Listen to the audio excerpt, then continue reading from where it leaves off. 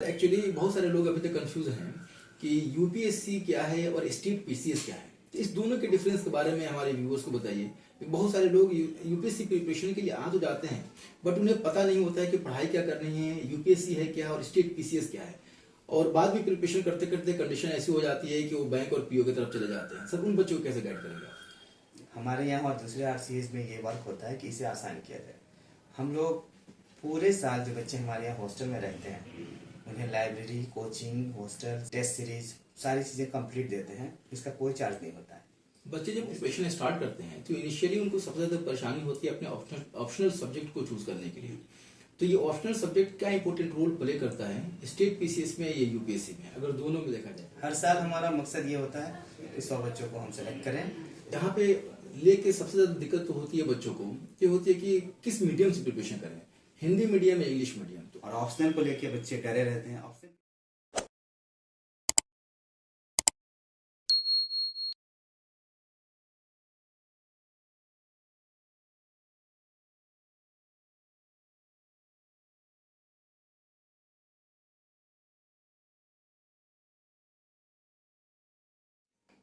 Hello friends, आज हम लोग आए हैं ससेद एजुकेशन रिवोल्यूशन मिशन पे।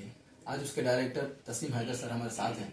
तो आज हम इससे जानना चाहते हैं कि यहाँ पे कैसी प्रिपरेशन होती है, रूरल एरिया से बच्चे कैसे अपने ख्वाब को पूरा करने के लिए दिल्ली में आकर यहाँ पे पढ़ाई कर सकते हैं, क्योंकि कम खर्च में पढ़ाई हो जाए और बच्चे यहाँ से ऑफिसर बन के निकले। तो सर, आपका इस्तकबाल करते हैं हम अपने चैनल पे। तो सर बताइए, यहाँ पे क्या क्या होता है, आप लोग क्या क्या कराते हैं? बहुत शुक्रिया। Sir Syed education revolution mission SSERM हमारा ट्रस्ट है और इसमें द थॉट IAS एकेडमी के नाम से हम लोग कोचिंग चलाते हैं। ये एक रेसिडेंशियल कोचिंग एकेडमी है जो हर साल 100 बच्चों को IAS बनाने के लिए काम करती है कि वो IAS बन जाए, उनकी तैयारी कराती है। इस पूरे प्रोसेस को पूरे कंटिन्यूस हर साल हम लोग जून से शुरू करते हैं और अगस्त सितंबर तक उनका एग्ज़ाम लेकर फिर उन्हें यहाँ की प्रिपरेशन में, हॉस्टल में और बाकी फैसिलिटीज़ में डाल दी जाती है।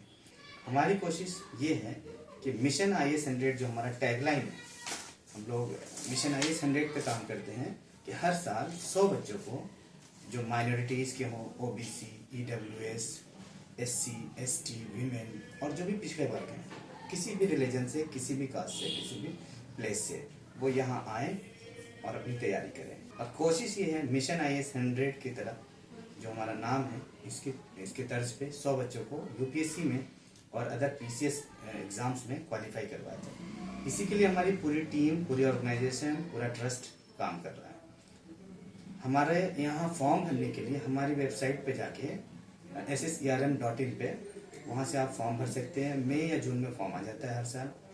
अगस्त तक, जुलाई या अगस्त तक एग्ज़ाम हो जाते हैं। उसके बाद अगस्त लास्ट से या सितंबर से क्लासेस शुरू होती हैं। हर साल हमारा मकसद ये होता है कि 100 बच्चों को हम सेलेक्ट करें। इसके लिए पहले तो एग्ज़ाम होता है रिटन, उसके बाद इंटरव्यू लिया जाता है। फाइनल सिलेक्शन के बाद यहाँ पे कोचिंग, हॉस्टल, लाइब्रेरी और अदर फैसिलिटीज़ प्रोवाइड की जाती हैं। हमारे यहाँ जो फैकल्टी मेंबर्स हैं वो सब कमर्शियल कोचिंग सेंटर्स जो करोल बाग, मुखर्जी नगर और इंडिया के नामी जो टीचर्स हैं वो आते हैं। जामिया यूनिवर्सिटी के बहुत सारे स्कॉलर्स भी हमारे साथ जुड़े हुए हैं जो इस काम को देखते हैं। पूरी कोशिश हमारी ये होती है कि समाज के पिछड़े और जो कमज़ोर वर्ग हैं, जो मार्जिनलाइज्ड हैं, उनको अपलिफ्ट किया जाए एजुकेशन के थ्रू, ऑफिसर्स बना के, अवेयर करके। And lots of social work है जो हम लोग करते हैं और करने की कोशिश करते हैं। आप लोगों का बहुत शुक्रिया कि आप लोग यहाँ आए हैं और हमसे हमारे जो कार्य हैं, जो हमारा वर्क है, उसके बारे में जानने की कोशिश कर रहे हैं। ये एक मकसद है जिसे हर गांव के, हर छोटे छोटे शहर के गांव के लोगों तक पहुंचाना है, ताकि वो घर बैठे कभी ये ना सोचें कि IAS की तैयारी बहुत टफ है, इसे कैसे करें हम, क्या क्या इसकी मुश्किलात हैं। वो हर चीज़ हम लोग उन तक पहुंचाना चाहते हैं, ऑनलाइन और ऑफलाइन दोनों मीडियम। सर, एक्चुअली बहुत सारे लोग अभी तक कंफ्यूज हैं कि यूपीएससी क्या है और स्टेट पीसीएस क्या है। तो इस दोनों के डिफरेंस के बारे में हमारे व्यूअर्स को बताइए। बहुत सारे लोग यूपीएससी प्रिपरेशन के लिए आ तो जाते हैं, बट उन्हें पता नहीं होता है कि पढ़ाई क्या करनी है, यूपीएससी है क्या और स्टेट पीसीएस क्या है। और बाद में प्रिपरेशन करते करते कंडीशन ऐसी हो जाती है कि वो बैंक और पीओ की तरफ चले जाते हैं। सर, उन बच्चों को कैसे गाइड करेंगे आप? देखिए, यूपीएससी और स्टेट PCS, यहाँ तक मैं जानता हूँ आप उसके सिलेबस को देखें उठा के, इसमें बहुत ज़्यादा डिफरेंस नहीं है। स्टेट पीसीएस स्टेट में होने वाले हाईएस्ट एग्जाम उसमें होता है, जिसमें एसडीएम और डीएसपी के पोस्ट हाईएस्ट पोस्ट होते हैं। हर स्टेट में अलग अलग एग्जाम होता है, हर साल वो कंडक्ट होता है। यूपीएससी में यूनियन पब्लिक सर्विस कमीशन में आईएएस, आईपीएस और आईआरएस और 24 सर्विसेज जो अदर सर्विस में वहाँ क्वालिफाई करने के लिए बच्चे एग्जाम देते हैं। ये दोनों एग्जाम एक ही पैटर्न का एग्जाम है। कई स्टेट ऐसे हैं जहाँ पे अप्रोक्सीमेटली यूपीएससी का ही सिलेबस फॉलो होता है। कुछ स्टेट्स में थोड़ा डिफरेंस है, लाइक कहीं पे हिंदी कंपलसरी है, कहीं पे नहीं है, कहीं पे इंग्लिश कंपलसरी है, कहीं पे नहीं है, कहीं जनरल स्टडीज को 4 पार्ट में कर दिया गया है, कहीं 3 पार्ट में, कहीं 2 पार्ट में, कहीं कुछ और सब्जेक्ट जोड़ दिए गए हैं, कहीं ऑप्शनल 1 है, कहीं 2 है। इस तरीके से हर राज्य में, हर स्टेट में अलग अलग पैटर्न है। चीज़ें वही हैं, जनरल स्टडीज बेस्ड होता है यहाँ पे। यूपीएससी और स्टेट पीसीएस का एक साथ ही तैयारी करते हैं बच्चे। कुछ स्टेट्स में स्टेट स्पेसिफिक पूछ दिया जाता है, बस ये एक एडिशनल है। यानी कि यूपीएससी की तैयारी कर रहे हैं तो ऑलरेडी आप मान के चलेंगे 70-80% आप स्टेट के लिए तैयार हैं, 20-25% और आपको स्टेट का पढ़ के दे देना है। बाकी और कोई बहुत बड़ा डिफरेंस नहीं है। जैसे बिहार का एग्जाम देने जा रहे हैं, सपोज एग्जाम्पल बीपीएससी देने जाते हैं, बीपीएससी में general studies, common general studies यही आना है। उसके बाद स्टेट पीसीएस से रिलेटेड कुछ क्वेश्चन पूछे जाते हैं। स्टेट जैसे बिहार की ज्योग्राफी, बिहार की हिस्ट्री, बिहार की एनवायरनमेंट, पॉलिटिकल सिस्टम, इकोनॉमी, बहुत सारी चीज़ें हैं जो बिहार से रिलेटेड क्वेश्चंस वहाँ आते हैं। तो वो एक एडिशनल फैक्टर होता है आपकी तैयारी में कि आप उस स्टेट के बारे में कुछ स्पेसिफिक पढ़ लीजिए और वो आपका वहाँ पे काम हो जाएगा। मेहनत हर स्टेट को फोकस करने के लिए करनी पड़ती है, ये नहीं कि बिना मेहनत किए हो जाएगा। स्टेट में जो पोस्ट हैं, एक तरफ डीएम है, एक तरफ एसडीएम है, यानी कि सेंट्रल लेवल पे यूपीएससी में डीएम बनते हैं आप, और स्टेट में आप एसडीएम बनते हैं। इधर आईपीएस बनते हैं और उधर डीएसपी बनते हैं। इस तरीके से डिफ्रेंसिएशन है, लेकिन हाईएस्ट जो हर राज्य का हाईएस्ट पोस्ट है वो एसडीएम और डीएसपी ये पोस्ट है जिसके लिए स्टेट में तैयारी की जाती है। बच्चे जब प्रिपरेशन स्टार्ट करते हैं तो इनिशियली उनको सबसे ज्यादा परेशानी होती है अपने ऑप्शनल सब्जेक्ट को चूज करने के लिए। तो ये ऑप्शनल सब्जेक्ट क्या इंपॉर्टेंट रोल प्ले करता है स्टेट पीसीएस में या यूपीएससी में, दोनों में क्या डिफरेंस है? देखिए, ऑप्शनल सब्जेक्ट के बारे में एक बच्चों में एक परेशानियाँ होती हैं कि वो समझ नहीं पाते हैं कैसे सेलेक्ट करें, क्या सेलेक्ट करें। मैं यूपीएससी का पैटर्न आपको बताता हूँ। यूपीएससी में ऑप्शनल 500 मार्क्स के होते हैं आउट ऑफ 1750, 1750 नंबर का पूरा मेंस होता है, जिसमें 1000 का जीएस है, 500 नंबर का ऑप्शनल है और 250 नंबर का एसे है। ऑप्शनल आपकी तैयारी में वो रोल प्ले करता है कि आप क्वालिफाई करने के करीब पहुंच जाते हैं। जैसे जीएस के 1000 मार्क्स में से हाईएस्ट जो मार्क्स होते हैं 350-400, मतलब एवरेज है, हाईएस्ट 400 के अप्रोक्सीमेटली मिलता है। आप आउट ऑफ 1000 आप जब ऑप्शनल 500 की ऑप्शनल की बात करते हैं तो 500 में 300 तक लाना आसान है, बिल्कुल 300 एंड 350 आप ला सकते हैं। तो ये खुद एडवांटेज दे जाता है, और फिर बाकी सब्जेक्ट्स के जो एडवांटेज है ये मिला के आपका एक अच्छा स्कोर बन जाता है। तो ऑप्शनल आपको एक अच्छा एज दे जाता है, अगर आपकी तैयारी ठीक है तो अच्छी है तो ऑप्शनल का बेनिफिट है। स्टेट में मैंने बताया अभी, स्टेट पीसीएस में क्या होता है कि कहीं पे सिंगल एक ही ऑप्शन रखना है, जैसे हिस्ट्री रखना है, सिर्फ पॉलिटिकल साइंस कोई एक सब्जेक्ट ले लीजिए। किसी स्टेट में 2 सब्जेक्ट भी लेने हैं, तो अलग अलग वेरी करता है। इन दोनों चीज़ों का कॉम्बिनेशन जो यूपीएससी में है सेम एज इट इज वहाँ पे पूछा जाता है। क्वेश्चन का लेवल डिफिकल्टी अलग अलग है, लेकिन चीज़ें एक ही हैं। जैसे हिस्ट्री ऑप्शन आपने यूपीएससी में रखा, सेम चीज़ें आपने स्टेट पीसीएस में रख लिया, कोई इशू नहीं है। क्वेश्चन के स्टैंडर्ड में फर्क आ जाएगा, चीज़ें वहीं पढ़नी है, ऑप्शनल उसी तरीके से टैकल होगा, और इसके लिए आपको एक्स्ट्रा कुछ करने की जरूरत नहीं है। हाँ, स्टेट पीसीएस में स्टेट स्पेसिफिक भी क्वेश्चन आते हैं, जो मैंने बताया कि उसमें कुछ एडिशन करना पड़ेगा, स्टेट स्पेसिफिक, बस बाकी चीज़ें वही हैं। बहुत सारे बच्चे ऐसे मिलते हैं जिनके अगर सब्जेक्ट्स के बारे में अगर देखा जाए तो 2-3 सब्जेक्ट उनका बहुत ही ज्यादा स्ट्रांग होता है। तो उस स्ट्रांग सब्जेक्ट में भी वो कैसे अपने आप को चूज करेंगे कि मुझे ऑप्शनल सब्जेक्ट कौन सा रखना है? जिस सब्जेक्ट में भी आपका इंटरेस्ट है, मान लो 2-3 सब्जेक्ट आप चूज करना चाहते हैं, 2-3 सब्जेक्ट में कंफ्यूज है, उन तीनों सब्जेक्ट के सिलेबस को देखो, 1-2 बार उसके जो टेक्स्ट बुक हैं उसमें देखो, कुछ वीडियोज़ हैं जो ऑप्शनल के लिए लोग गाइड करते हैं, उनकी किताबें देखो, 1-2 दिन 4 दिन 5 दिन लो, सीनियर से बातें करो। फिर जब आपको जिस सब्जेक्ट में इंटरेस्ट आ जाए, जैसे पॉलिटिकल साइंस में आपको इंटरेस्ट आता है, लगता है कि हाँ ये बढ़िया मेरे लिए, ले लो, आँख बंद करके लो, उसमें मेहनत अच्छी करो, मार्किंग सेम होगी। कोई ऐसा नहीं है कि किसी सब्जेक्ट का एडवांटेज मिल जाएगा, किसी का डिसएडवांटेज, ऐसा कुछ भी नहीं है। बहुत सारे बच्चे कंफ्यूज रहते हैं कि मीडियम कौन सा चूज करें, हिंदी मीडियम या इंग्लिश मीडियम। तो अगर इंग्लिश मीडियम की प्रिपरेशन करना चाहता है तो बच्चों के पास बहुत सारे ऑप्शन होते हैं, वो कहीं भी जाकर प्रिपरेशन कर सकता है। लेकिन हिंदी मीडियम के बच्चे अभी भी इंडिया में बहुत ज्यादा परेशान रहते हैं कहाँ जाए कोचिंग करने के लिए, क्योंकि इंग्लिश मीडियम का ऑप्शन सबके पास होता है। देखिए, हिंदी और इंग्लिश मीडियम का जो है ना, ये जो एक फोबिया, डर है बच्चों के अंदर। हिंदी इंग्लिश मीडियम ऐसा कुछ फैक्टर नहीं है। फैक्टर जो है मैं आपको क्लियरली बताता हूँ क्या क्या। हर साल जो, पहले तो बता दूं बच्चों के बारे में कि स्टूडेंट्स कैसे इससे डरे होते हैं। इंग्लिश और हिंदी के बीच में कोई ऐसी लड़ाई नहीं है कि इंग्लिश मीडियम को लिया जाएगा और हिंदी को नहीं लिया जाएगा। लड़ाई कॉन्सेप्ट की और नॉलेज की। हिंदी मीडियम वाले बच्चे जनरली क्या होता है कि वो रूरल बैकग्राउंड से आते हैं, गरीब होते हैं, बहुत अच्छी स्कूलिंग नहीं होती है, कॉन्वेंट के नहीं पढ़े होते हैं, तो उन्हें चीज़ों को कोप अप करने में, चीज़ों को समझने में टाइम लगता है। क्योंकि यूपीएससी के जो स्टैंडर्ड मटेरियल्स हैं, जो स्टैंडर्ड कोचिंग सेंटर्स हैं, वो हिंदी मीडियम प्रोवाइड नहीं करते। रीज़न, यूपीएससी का अब तक जो पैटर्न है आप देखेंगे, अगर एनालिसिस उसका देखेंगे तो हर साल अगर 800 सीट आ रही है तो 700 प्लस सीट्स इंग्लिश मीडियम वालों चली जाती है। यानी कि इंग्लिश मीडियम का सिलेक्शन 700 प्लस सीटों पे है। 30, 35, 25, 40 यही एवरेज रहता है हिंदी मीडियम वालों का। तो ये खुद एक डिस्करेजिंग बात है कि बच्चे हिंदी मीडियम में जब ऑप्ट करते हैं तो ज़्यादा टफ हो जाता है उनके लिए। दूसरी बात, उनका बैकग्राउंड भी बहुत लो है, तो उसमें मेहनत ज़्यादा करनी पड़ती है। लेकिन अगर कोई हिंदी मीडियम का बच्चा है, अच्छे से मेहनत करता है, चीज़ों को समझता है, उसने सिलेबस को रिवाइज किया, बहुत अच्छे से तैयारी की है, पूरी स्ट्रेटजी अच्छी है उसकी, साथ ही साथ इंग्लिश इतनी जानता हो कि जो एक क्वालिफाइंग पेपर है उसे पास कर जाए, देन कोई दिक्कत नहीं है। लेकिन परेशानियां हिंदी मीडियम वाले बच्चों के साथ आती है, आप भी कह रहा हूँ।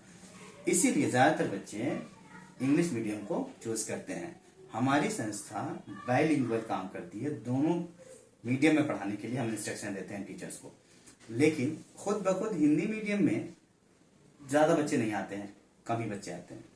जो भी आते हैं वो इस लेवल के ज़रूर होते हैं कि उन्हें इंग्लिश समझ में आती है। नहीं आती है तो थोड़े हम भी कोशिश करते हैं कि उन्हें इंग्लिश में, हिंदी में हिंदी इंग्लिश दोनों में बताया जाए ताकि वो कंफर्टेबल हो सकें। मेरा मैसेज ये है बच्चों को कि अगर आप स्टार्ट करना चाहते हैं यूपीएससी की तैयारी तो थोड़ा इंग्लिश जरूर जान लें। रीज़न, क्योंकि 300 नंबर का यूपीएससी में इंग्लिश क्वालिफाइंग पेपर है। अगर आप इतनी इंग्लिश भी नहीं जानते हैं कि उसे समझ ना पाए, लिख ना पाए, और कोई बोल रहा है तो आप रिप्लाई ना कर पाए, तो फिर आप प्री तो पास कर जाएंगे। आपकी मेहनत से आप हिंदी इंग्लिश किसी मीडियम से पास करें, मेंस पास करना मुश्किल है। 300 नंबर क्वालिफाइंग पेपर आप पास नहीं करेंगे, आपकी कॉपी चेक नहीं होगी। तो ये एक मेजर फैक्टर है। फिर तो क्राइटेरिया यही पे बात आके रह जा रही है कि इंग्लिश उन्हीं बच्चों की अच्छी होती है जिसकी टेक्निकल नॉलेज अच्छी होती है। और ज्यादातर इंजीनियर्स आजकल यूपीएससी के एग्जाम में ज्यादा, ये यूपीएससी तो छोड़िए, स्टेट पीसीएस में भी आजकल आईआईटीएंस बहुत ज्यादा बैठ रहे हैं। आईएम के बच्चे जो है वो आके स्टेट पीसीएस क्वालिफाई कर रहे हैं, जिसकी वजह से यहाँ पे बच्चे जो नॉर्मल ग्रेजुएशन करके जो प्रिपरेशन करते हैं उनको सबसे ज्यादा दिक्कत हो रही है। तो इन बच्चों के साथ में जो आईआईटी से बच्चे आ रहे हैं या इंजीनियरिंग बैकग्राउंड से आ रहे हैं, मेडिकल बैकग्राउंड से आ रहे हैं, उन बच्चों से कैसे टैकल करेंगे ये बच्चे जो नॉर्मली जो सिंपल ग्रेजुएशन कर रहे हैं, हमारे यूपी और बिहार के बच्चे जो हैं वो कैसे टैकल करेंगे? देखिए, यूपीएससी की तैयारी में एक एज तो मिलता है, लेकिन वो 10% या 20% फैक्टर से ज़्यादा नहीं है। अगर कोई आईआईटीएन है, इंजीनियरिंग करके आया, मेडिकल करके आया, कोई साधारण यूपी बैचलर डिग्री करके आया बिहार या बंगाल या यूपी से, तो वो बच्चा भी सेम कंपटीशन में बैठ के कॉम्पिटिट कर सकता है, उस बच्चे को पीछे छोड़ सकता है। डिपेंड करती है उसकी तैयारी का लेवल। क्योंकि यूपीएससी में एक जो मेजर फैक्टर है वो है जनरल स्टडी, जीएस, सामान्य अध्ययन, कोई भी पढ़ सकता है, कोई टेक्निकल नॉलेज की जरूरत नहीं है। इसमें जो जरूरत है वो आईक्यू की जरूरत है, इसमें मेहनत की जरूरत है, रिवीजन की जरूरत है, स्ट्रेटेजी सही होनी चाहिए, प्लानिंग होनी चाहिए उसके पास, पूरे थ्रू आउट द ईयर वो प्लान कर ले कैसे कैसे बनना है, टाइम मैनेजमेंट उसका अच्छा होना चाहिए।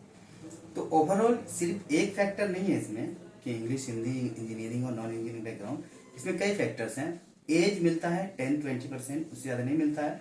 बाकी मेहनत पे आपके डिपेंड करती है। और अगर कोई भी बच्चा बिल्कुल स्कूलिंग खराब है उसकी, तो भी यूपीएससी क्वालिफाई करके अच्छे पोस्ट पे गया, आप रिकॉर्ड देख सकते हैं। इसमें कोई ऐसा फैक्टर नहीं होता है, मेरा जहाँ तक मानना है। मेहनत एक बड़ी चीज़ है, एक बड़ा फैक्टर है जिसपे बच्चों को काम करना है। और मेहनत, प्लानिंग, शेड्यूल, ये चीज़ें उसके जितना भी डिप्राइव्ड है उसको एकदम सभी के बराबर लाइन में लाके खड़ी कर देगी। कंपटीशन सेम लेवल पे। एसएससीआरएम में जहाँ पे आपकी प्रिपरेशन चलती है, क्लासेस होती हैं, बहुत सारे लोग बहुत अच्छे टीचर्स यहाँ पे आते हैं।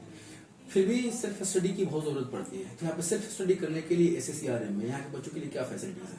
देखिए, हमारे यहाँ RCA जो generally residential coaching academy, Jamia Millia हो, हमदर्द हो, कोई भी हो, ये सारे सेंटर्स सेल्फ स्टडी के लिए जाने जाते हैं, क्योंकि बच्चे कुछ ना कुछ पढ़ के आते हैं, उसके बाद हमें उन्हें पॉलिश करना होता है। यानी कि मान लो उनकी नॉलेज 10-20% है और UPSC 50% अगेन है, तो बाकी की गैप को हमें भरना होता है। उसके लिए कोचिंग क्लासेज हम देते हैं। फिर उसके बाद जो आवर्स 5 आवर्स 6 आवर्स 7 आवर्स जो भी क्लासेज चल रही हैं, हमारे यहाँ अल्हम्दुलिल्लाह रेगुलर क्लासेज चलती हैं और पूरे सिलेबस पे वर्क होता है, प्री और मेंस दोनों पे। सुबह में अगर 9 बजे से क्लास हो रही है, 2 बजे 3 बजे खत्म हो गई, तो उसके बाद हमारे यहाँ लाइब्रेरी का इंतजाम। अब लाइब्रेरी में बच्चे बैठते हैं रात के 12-1 बजे तक, ये भी हमारे यहाँ एक फैसिलिटी है। वो अपनी सेल्फ स्टडी को वहीं कंटिन्यू रखते हैं। एक इन्वायरमेंट है यहाँ, 100 बच्चों का इन्वायरमेंट है जो सिर्फ UPSC की बात करते हैं और दिन रात UPSC के लिए लगे रहते हैं। क्लास के बाद भी, क्लास से पहले भी, रूम में भी, लाइब्रेरी में भी, मेस में भी, कैफेटेरिया, कैंटीन, जहाँ भी बच्चे हैं UPSC की बात करते हैं हमारे यहाँ। इसलिए ये जो इन्वायरमेंट है उन्हें ज्यादा बेनिफिट देता है रेदर देन वो किस बैकग्राउंड से आए।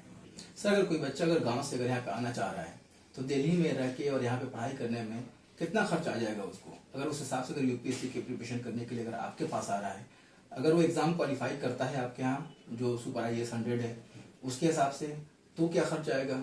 अगर उसके अलावा अगर वो एग्जाम क्वालिफाई नहीं कर पाता है, फिर भी अगर चाहता है कि प्रिपरेशन करे, तो उसके लिए क्या खर्च आएगा?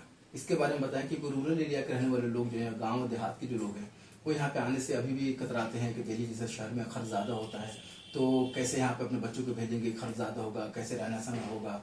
गर्ल्स सेफ्टी का एक इशू सबसे ज़्यादा रहता है कि अगर गर्ल्स यहाँ पे आ रही है तो गर्ल्स कैसे यहाँ पे सेफ रहेंगी, कैसे गर्ल्स को आप लोग मैनेज करते हैं, मैनेजमेंट कैसे हो पाती है, इतनी सारी चीज़ों के बारे में सर बताइए आप। देखिए, इसमें जो मेन आपका क्वेश्चन था कि जो गांव से आने वाले बच्चे हैं उनके दिल्ली में रहने के लिए बहुत ज़्यादा कॉस्ट होता है। दिल्ली में रहना और पढ़ना काफ़ी कॉस्टली टास्क है। एवरेज जो मुखर्जी नगर, करोल बाग जो UPSC के लिए हब माना जाता है, राजेंद्र नगर और मुनीरका और बाकी जगह है, तो वहाँ रहना और पढ़ाई करना ये बहुत कॉस्टली है। सिर्फ एक बच्चे पे रहने का खर्च और खाने पीने का खर्च 10 से 15 हज़ार रुपये मिनिमम है। वो राजेंद्र नगर और करोल बाग वगैरह में तो 15 से 20 हज़ार 25 हज़ार तक है, अलग अलग फैसिलिटीज़ के ऊपर है, लेकिन मिनिमम 10 to 15,000 मान के चले सिर्फ रहने और पढ़ने का खर्चा एक बच्चे पे आता है। जो कमर्शियल कोचिंग सेंटर्स हैं उसके आसपास जो बने हुए हब हैं, वहाँ की मैं बात कर रहा हूँ। कोचिंग, कोई भी कोचिंग 2 लाख अप्रोक्सीमेटली फीस लेती है सिर्फ GS, फिर ऑप्शनल है, फिर अदर जो फैसिलिटीज़ हैं, CSET है और जो भी चीज़ें हैं उसके लिए कोचिंग कराती है। तो एवरेज मान के चले कि 2 लाख रुपए बच्चों का कोचिंग में लगना है, प्लस 50,000 रुपये के करीब और मान लीजिए जो अदर चीज़ों के लिए, CSET और दूसरी चीज़ों के लिए 2-2.5 लाख रुपये लग जाता है। उसके बाद अगर आप मंथली 15,000 का भी कैलकुलेशन लेके चलें तो 2 लाख, वो 2-2.25 लाख के अप्रोक्सीमेटली उनके खाने और रहने का खर्चा जो कमर्शियल सेंटर से वहाँ पे आता है। इट मीन्स के 4 लाख प्लस में एक साल बच्चों के रहने और पढ़ने का ये खर्च है जो बाहर में कमर्शियल सेंटर्स में है। लेकिन हमारे यहाँ ये चीज़ें नहीं है। हमारे यहाँ और दूसरे RCAs में ये वर्क होता है कि इसे आसान किया जाए। हम लोग पूरे साल जो बच्चे हमारे यहाँ हॉस्टल में रहते हैं उन्हें लाइब्रेरी, कोचिंग, हॉस्टल सब कुछ देते हैं हम लोग, टेस्ट सीरीज सारी चीज़ें कंप्लीट देते हैं, इसका कोई चार्ज नहीं होता है। हॉस्टल में जो बच्चे रहते हैं उनके डे टू डे पूरे साल उनके खर्चे होते हैं मेंटेनेंस के, लाइक इलेक्ट्रिसिटी है, वाटर है एंड सैनिटेशन है, लॉट्स ऑफ थिंग्स है। उसका मेंटेनेंस चार्ज सिर्फ बच्चों को देना होता है। वो मेंटेनेंस चार्ज भी मैं आपको बता दूं, अगर कोई मिशन IAS 100 में आता है तो पूरे साल 39,000 रुपीज़ उसका चार्ज है पूरे एक सेशन का, सिर्फ रहने का, रहने पढ़ने हर चीज़ का, कोई और चार्ज नहीं देना हमें। उसके बाद अगर वो सुपर IAS में आता है, सुपर IAS 100 में, तो उसे कोई चार्ज नहीं देना है, वो कम्प्लीटली एग्जम्प्टेड है, यानी कि 39,000 भी नहीं देना है। सिर्फ एडमिशन चार्ज 6,000 रुपये उसका है, वो सब कुछ फ्री है उसका, वो भी नहीं देगा। यानी कि रहना, पढ़ाई सारी चीज़ें उसी में उसको दी जाएंगी। सुपर IAS अलग क्राइटेरिया है जिसमें हायर क्वालिफाइड बच्चे जो UPSC के लिए प्रिपेयर हैं, जिनका एक लेवल हो चुका है, उनको कोशिश की जाती है कि इस प्रोग्राम के थ्रू हम लाएँ और उन्हें UPSC क्वालिफाई करने में मदद की जाए। सर, एक चीज़ और बताइए कि रूरल एरिया से कोई बच्चा अगर यहाँ पे आना चाहे प्रिपरेशन करने के लिए, आप लोग कैसे वेलकम करेंगे उन बच्चों को, क्योंकि उनके पास बहुत सारे मीडियम्स नहीं होती हैं, तो हमारे चैनल के थ्रू आप कैसे बताना चाहेंगे कि कोई बच्चे यहाँ पे आए, यहाँ पे आके पढ़ाई करें, आप लोग गाइडेंस में रहें, आप उसको अच्छे से गाइड करें, कोई एक ऑफिसर बन के यहाँ से निकले? देखिए, अब सोशल मीडिया का ज़माना है। सोशल मीडिया और वेबसाइट और इन सारे चैनल्स के थ्रू हम सारे बच्चों को मैसेज पहुंचाते हैं कि SSCRM एग्ज़ाम कंडक्ट कर रहा है। जो बच्चे बिगिनर्स हैं उनको भी हम लेते हैं, उनका ही प्रोग्राम है हमारे यहाँ। जो सीनियर्स हैं उनका ही प्रोग्राम है। तो हर एतबार से जो गांव में बैठा हुआ बहुत दूर बच्चा जो है, जो कुछ नहीं जानता है, उन तक हम मैसेज पहुंचवाते हैं सोशल मीडिया के थ्रू, अपनी वेबसाइट के थ्रू, और जो लिंकेजेस हैं हमारे कोऑर्डिनेटिंग मेंबर्स हैं उनके थ्रू, ताकि वो बच्चा जो गांव में बैठा है, अब हमने ऑनलाइन क्लासेस भी शुरू करा दी हैं ताकि ये सारी इन्फॉर्मेशन उसको रिमोट एरिया में बैठ के मिल सके। लेकिन बेहतर तैयारी के लिए, बेहतर रिजल्ट के लिए उसे दिल्ली आना पड़ेगा, क्योंकि सारी फैसिलिटीज़ UPSC के लिए दिल्ली में मौजूद हैं।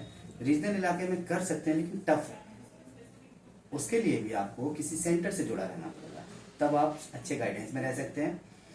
कुछ जीनियस बच्चे हैं उनका कुछ नहीं कह सकते, कहीं भी कर सकते हैं, लेकिन एवरेज जो बच्चे हैं जो गांव में हैं, जो रिमोट एरिया में हैं, जो छोटे छोटे शहरों में हैं, उन तक हम रीच आउट करते हैं हमारे चैनल के थ्रू, मीडिया के थ्रू, सोशल मीडिया के थ्रू, वेबसाइट के थ्रू, और भी चैनल्स हैं जहाँ से हम उन्हें कोऑर्डिनेट करते हैं और उन्हें इस प्लेटफॉर्म पे लाने की कोशिश करते हैं कि वो RCA के प्लेटफॉर्म पे आके तैयारी करें, जहाँ उन्हें इकोनॉमिक बर्डन नहीं है, जहाँ उन्हें पैसे को नहीं सोचना है, उनकी मेहनत पे हम एक ये करते हैं, बैकअप देते हैं कि वो अपनी मेहनत को अच्छे से कर सकें, पैसे या अदर जो फैक्टर्स हैं उसकी परेशानियों से बाहर निकल के।